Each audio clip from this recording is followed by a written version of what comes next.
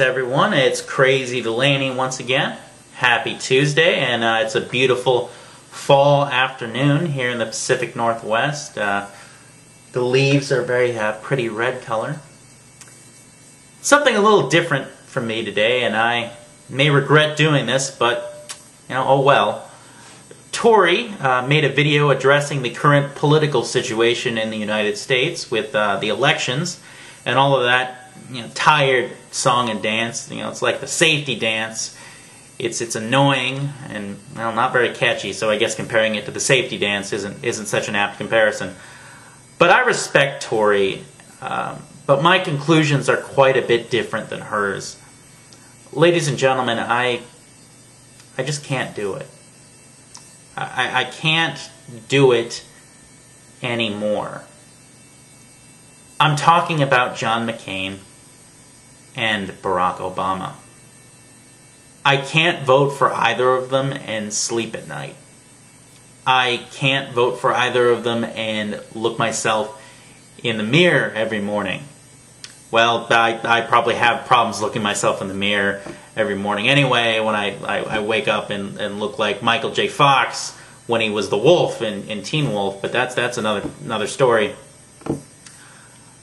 However, I can vote for Fozzie the Bear or Donald Duck or Scrooge McDuck or Arthur Fonzarelli because I can be confident they won't do very much damage with the power I give them.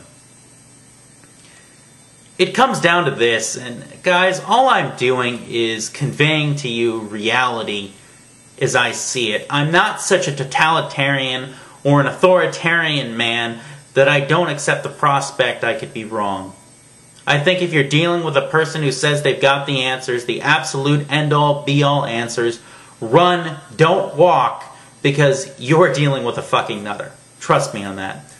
I'm quite convinced Plato or Aristotle or somebody once wrote, always accept the possibility you're full of shit, for that is the beginning of wisdom. And maybe it just got lost in translation or something. Folks, listen to me here. Observing the Church of Scientology and what it does to the English language and the logical fallacies it hurls about like bullets from a machine gun and the crazy circular arguments it uses has made me extremely sensitive to the illogical. Logical fallacies hurt my brain, and my brain has been under a constant withering assault by these two. These two guys, and I know this is blasphemous and disrespectful, are clowns. They're clowns. They're like a couple of birthday clowns at a birthday party with a bunch of kids who keep popping their balloon animals. They both engage in logical fallacies. They both abuse the English language. I don't trust either one of them.